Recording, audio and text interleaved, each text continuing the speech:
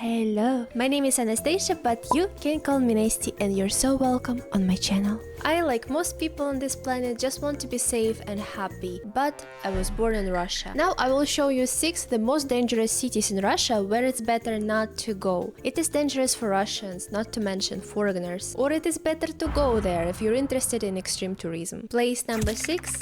Shakhty. It is a small city in Rostov region. Residents themselves consider their city the most dangerous, as well as residents of our cities. For several years, it has been included in the rating of cities with the lowest salaries, lowest quality of life, and lowest security. The city was built on coal industry. Industry have died long time ago and left whole population of city without income and job. And as we know, there is unemployment, there is a crimes. In addition, the most famous maniac of USSR, maybe heard about him, Chikatilo, was living in there for some time. This is a serial killer of women and children who worked at college in the city of Shakhty. That gives me chills. Well, subscribe if you want to see me visiting this beautiful city. The 5th place is Chelyabinsk. Someone call it Russian Detroit. I don't know about Detroit, but in Russia it have always been called the harshest city with the harshest people. Челябинские мужчины настолько суровые, что намазывают на хлеб нож. However, the people who visited Chelyabinsk claim that citizens there is quite nice, but statistics says what for 1000 people there is 20 crimes. By the way, our favorite neighborhood Russian, if you know this YouTuber, he's from Chelyabinsk, so I guess words about nice people are quite true. Because of huge number of industrial enterprises in the city, there is often a terrible smoke. And besides the problem with ecology, the meteorite fell on Chelyabinsk in 2013. This city saw a lot of shit. In honor of this event, Russians, of course, created a huge library of memes. Well, Russia is like a meme factory. You will not survive here if you don't have humor. In general, it is better not to walk alone in Chelyabinsk at evening, or it's better not to walk in Chelyabinsk at all. You choose. 4th place, Perm. The main problem of Perm are part of drug addicts groups, a huge amount of former prison inmates. A lot of prisons is located in this region of Russia. About 8,000 people are released from camps and prisons there every year, and not all of them have corrected themselves and realized their mistakes, unfortunately. The news there periodically report on escaped dangerous criminals. It's fun to live there, I guess. The main specialization of criminals released from these prisons are robbery, and most of them are staying in Perm. They're not going to our regions or cities. So any walk outside on the streets can be stopped very suddenly and not by your will. We are approaching to the winners of our top, and Ulan-Ude on the 3rd place. Ulan-Ude is the capital of Republic of Buryatia, and it's a killer neighborhood. There is 3 times more murders than average in Russia. In addition to already mentioned reasons for that, like unemployment or low salaries, a lot of people in Buryatia follow the AUE culture. AUE comes from Prisoners' Life Codex is Universal, or thug unity. This is a criminal subculture, or it's rather be called ideology, what was really popular in Russia in something 2020s, but it is still exists somewhere right now. The ideology promotes prison norms of behavior, and this movement is very popular among young people, but mostly ruled by adults. Teenagers kinda imitate people who sit in prisons, but also respect them so much. They throw stones at police stations, transfer money and things to prisoners, create gangs, beat, steal, kill, and keep wall directs in fear. So if you will get to Ulan-Ude, you will see this AUE abbreviature a lot on the walls or fences, and also go around for a kilometer for people with this kind of tattoo.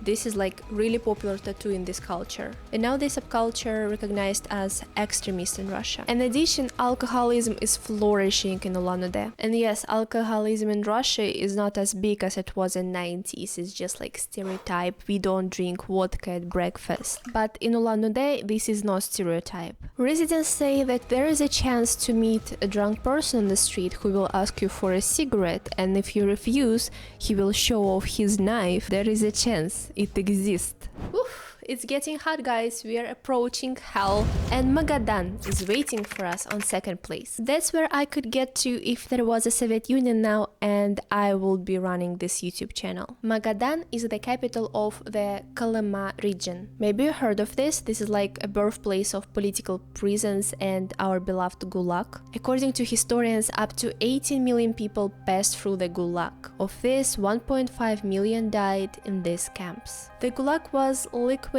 long time ago, but the tragedy of this region and severe weather conditions will not allow Kolyma to develop in something pleasant for life. Despite the fact that there is a huge gold mining, villages are dying one by one, and the murder rate there 5 times higher than the national average. Almost half of serious crimes are remain unsolved, so I hope I will never have to go to Magadan.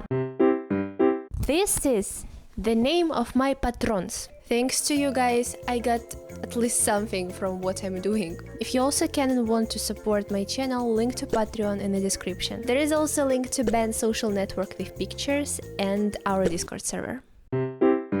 And we finally came to the first place, the capital of criminal tourism, the best city in Russia for death, Kyzyl, the capital of the Republic of Tыva.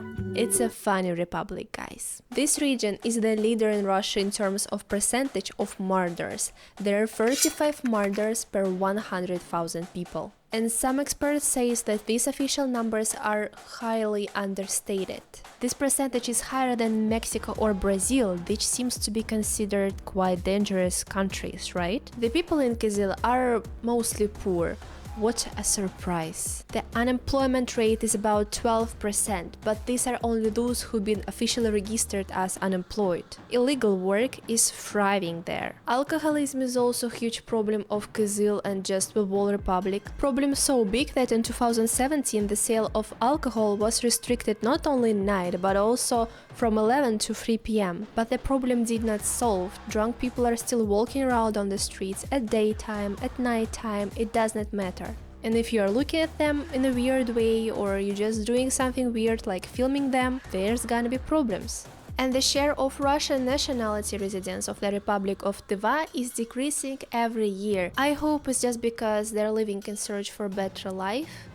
But unfortunately, no, that's not quite true. Russians are living for another sad reason. In the 21st century, we cannot defeat nationalism, but well, there is a lot of problems which we still cannot defeat in 21st century. So guys, it is not hee ha ha anymore. This is a dangerous city and it is better not to come there. And if you come, it's better to take a guide who is living in there, who can, if anything, walk next to you, solve the problems and provide you some pepper spray. Am I crazy that I'm becoming curious? To be honest, I would like to visit these 3 cities, but only so you don't have to.